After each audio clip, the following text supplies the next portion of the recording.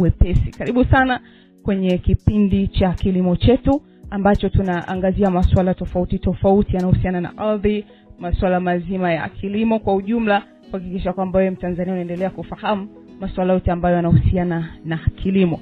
Na leo hii hapa studio tupo na ugeni wa kutosha kweli kweli, kuhakikisha kwamba tunaendelea kuzungumza masuala ambayo nimekugusia hapo awali ambayo yanahusiana na masuala mazima ya kilimo.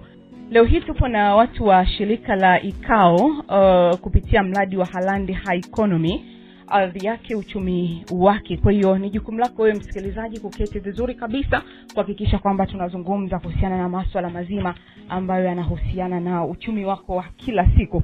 Tupo hapa na afisa miradi anaitwa Maria Lindoko pamoja na Mr. Emmanuel Amos Luhamba ambaye ni kaimu afisa maendeleo ardhi halmashauri ya mji wa Njombe. Vile vile yuko hapa Pili Bakari, afisa ushirikiano wa IKAO. Kwa hiyo ni jukumu lako keti vizuri sana kuhakikisha kwamba tunajifunza kuhusiana na masuala mazima ambayo yanahusiana na miradi, lakini vile vile unakuwa kiuchumi ili usiendelee kusumbuka kuhusiana na masuala mazima ya kipato. Leo hii tutaangazia kuhusiana na mada inayohusu umuhimu wa kuwa na hatimiliki ya ardhi. Kwa hiyo ni wewe kuhakikisha kwamba unafahamu umuhimu ama ufahamu, basi endelea kuketi hapo kwa uzuri zaidi. Lakini cha kwanza ambacho tunahitaji kukifahamu ni kuhusiana na mradi huu unaoitwa ardhi yake uchumi wake. Mwananchi kwenye hilo analitambua vipi? Karibu. Asante sana. Kwa majina naitwa Maria Mlindoko, kama ulivyonitambulisha, ni msimamizi wa miradi kutoka shirika la IKAO. IKAO ni shirika lisilo la kiserikali tunafanya kazi Tanzania bara, na utekelezaji wetu sisi upo katika masuala ya miradi, lakini pia uchechemuzi wa sera ambazo zinamlinda mwananchi wa Tanzania. Katika utekelezaji wetu sisi pia tunafanya katika eneo la uchumi, uwezeshaji wa kiuchumi, lakini pia kwa masuala ya kijamii ambako tumebobea katika masuala ya afya na elimu, lakini pia tunafanya katika masuala ya education au masuala ya leadership, elimu ya uongozi, ili kuweza kuwasaidia vijana waweze kushiriki vizuri katika nafasi za uongozi. Lakini sisi target group yetu sana ni vijana. Kwa hiyo hata katika miradi tunayoifanya tuna bezi sana kwa vijana. Na katika mkoa huu wa Njombe tumekuja katika utekelezaji wa mradi wa Holland High Economy, uchumi wake ardhi yake. Na mradi huo umelenga katika kuboresha hali za kiuchumi kwa wanawake vijana waliopo katika kilimo cha chai, lakini pia kuongeza thamani katika zao la chai. Kwa mkoa wa Njombe umefanikiwa kwa kiasi gani? Kwa mkoa wa Njombe tunafanya katika kata 4, katika wilaya ya Njombe mjini kwanza, lakini sio wilaya nzima, tunafanya katika kata 4. Kuna kata ya Yakobi, Kifanya, Ihanga pamoja na Iungilo. Okay. Ndiyo. Na kote huko kuna wanufaika wangapi kwenye kila kikundi kwenye mradi huu? Kwenye huu mradi target ni wanufaika wanawake vijana 100. Kwa hiyo katika kila kata kuna vikundi vya wanawake vijana ambao wapo kwenye kilimo cha chai. Na kila kikundi kina wanawake 10. Kuna ambao walikuwa hawapo kwenye kikundi, tukaweza kuunganisha na kutengenezea vikundi. Kwa hiyo katika kila kata kuna vikundi vya wanawake wasiopungua 10. Karibu sana afisa ushirikiano, utuambie tangu mlipoanza kutekeleza mradi huu mwitikio wa vijana umekuwa vipi? Mwitikio wa vijana kwa sasa ni tofauti na tulipoanza, kwa sababu ukiangalia katika eneo zima ambalo tunajikita nalo kilimo cha chai, wengi wanaolima kilimo cha chai ni wazee. Kwa hiyo mwamko tokea tunavyoanza na kwa sasa ni tofauti. Mbali na kuhamasisha au dhima nzima ya kusaidia wanawake katika kuinua kiuchumi na kuongeza thamani na ubora katika kilimo cha ardhi, lakini pia tunatoa hamasa pia kwa wanawake vijana au vijana kwa ujumla kuchangamkia au kujihusisha katika hii sekta ya kilimo cha chai. Lakini kwa sasa ni tofauti, mwamko umeongezeka, na hii inatokana pia na katika utoaji wa elimu na hamasa pia kwa ujumla. Okay, mada yetu ya leo tumemwambia msikilizaji awali kwamba tunaangazia kuhusiana na umuhimu wa kumiliki ardhi. Kwa nini mlichagua mada hii?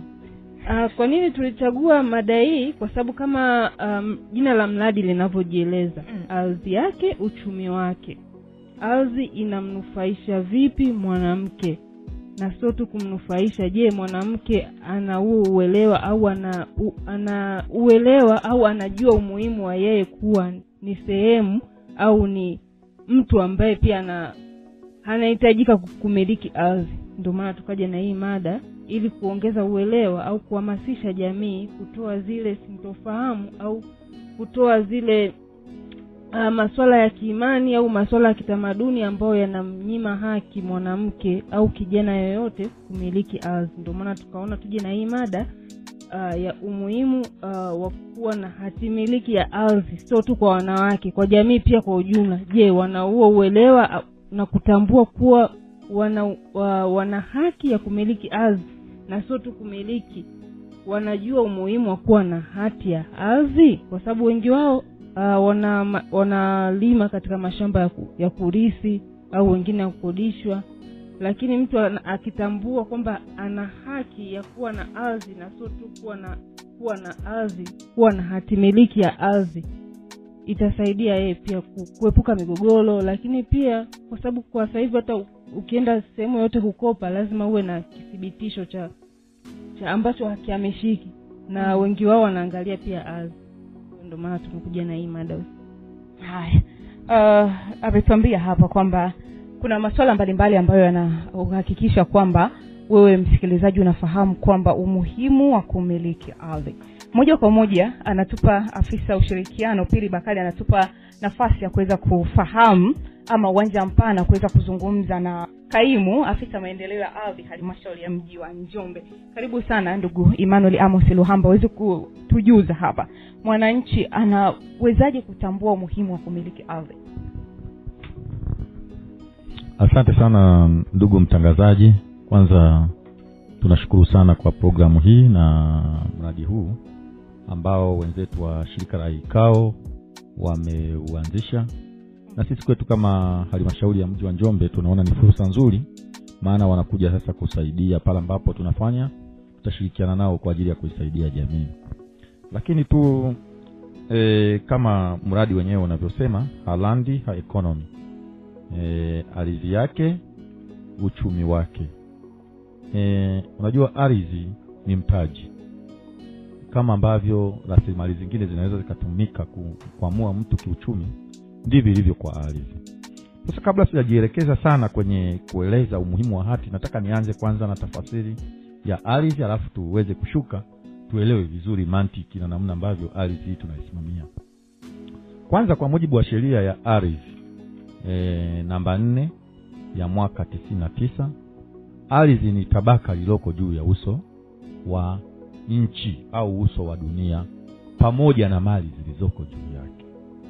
Hiyo ndio tafasiri kwa mujibu wa sheria namba 4 ya mwaka 99. Kwa mantiki hiyo maana yake ni nini? Kuna wakati mwingine nimeona nieleze tafasiri ya hii nini maana ya ardhi, kwa sababu kuna wakati mwingine wananchi wamekuwa wakichanganya. Kuna wakati mwingine mtu amekutana na madini, anasema madini haya ni sehemu ya ardhi yangu, maji ni sehemu. Sasa kwa mujibu wa sheria hii ya ardhi namba 4 ya mwaka 99, inaeleza kwamba ni tabaka lililoko juu ya uso wa nchi au uso wa dunia pamoja na mali zilizoko juu yake, isipokuwa, kwa mujibu wa sheria hiyo, isipokuwa gesi, maji, mafuta, petroli, madini. Hii yote si sehemu ya ardhi. Kwa hiyo tunapoiongelea ardhi lazima tuiangalie katika muktadha huo. Hiyo cha kwanza nimeona niwaeleweshe wananchi. Maana mwingine anaweza akaona gesi akasema ni sehemu ya ardhi. Kumbe ardhi ambayo tunaiongelea ni ile tabaka la juu pamoja na mali zake. Kwa matikio ni nini sasa? Ukiwa na ile surface ya juu, kwa maana ya ile tabaka, una mti ni sehemu ya ardhi. Una nyumba pale juu ni sehemu ya ardhi.